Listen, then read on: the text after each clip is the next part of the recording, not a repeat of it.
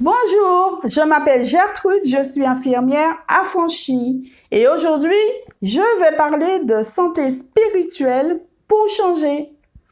L'OMS, dans sa définition de la santé, inclut la dimension spirituelle comme faisant partie de la santé.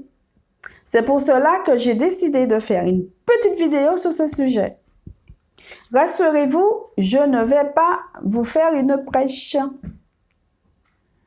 En me réveillant ce matin, la première idée qui m'est venue à l'esprit, après avoir remercié pour la journée qui commençait le divin, était qu'il fallait que je me fasse cadeau de fleurs aujourd'hui. Je me suis prise au sérieux et je suis allée m'acheter des jolies fleurs, des roses rouges que voici chez le fleuriste. Il m'a demandé si c'était à offrir, pour quelle occasion. J'ai répondu que c'était pour mon anniversaire qui était déjà passé depuis plus de 20 jours. Et oui, on n'a pas besoin de jour spécial pour se faire plaisir.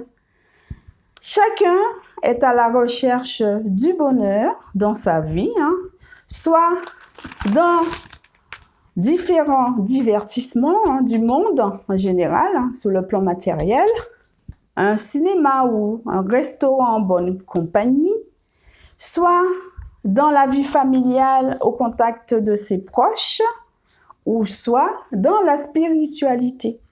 Le mieux est de réunir les trois selon moi.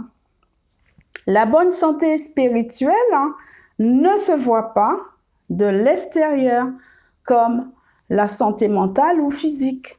Seule la personne le sait et sait comment elle fait pour le maintenir, car cela se passe au plus profond de soi.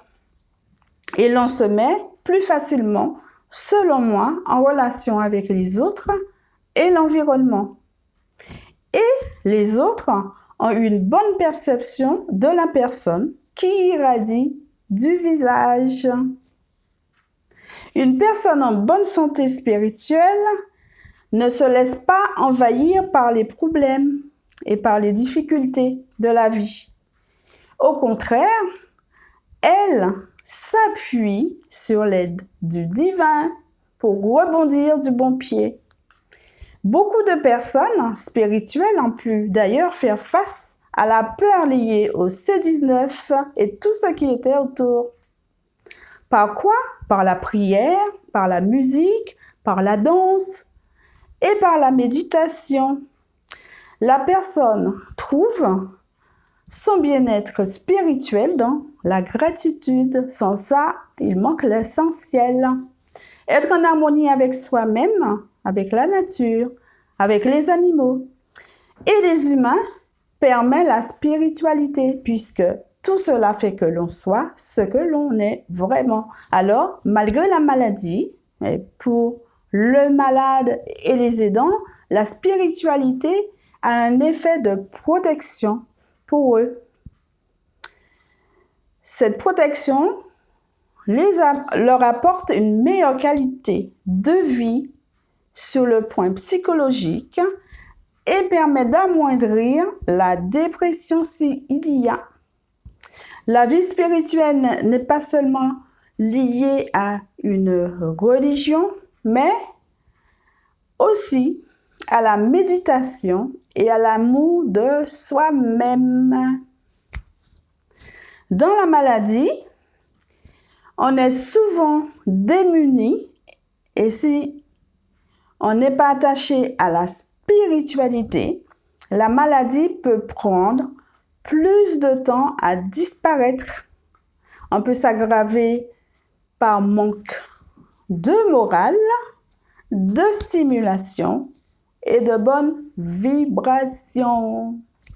Et vous, selon vous, c'est quoi être en bonne santé spirituelle?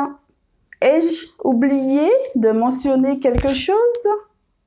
Si vous avez aimé, je vous invite à liker en bas de la vidéo, à partager et surtout à vous abonner. À bientôt.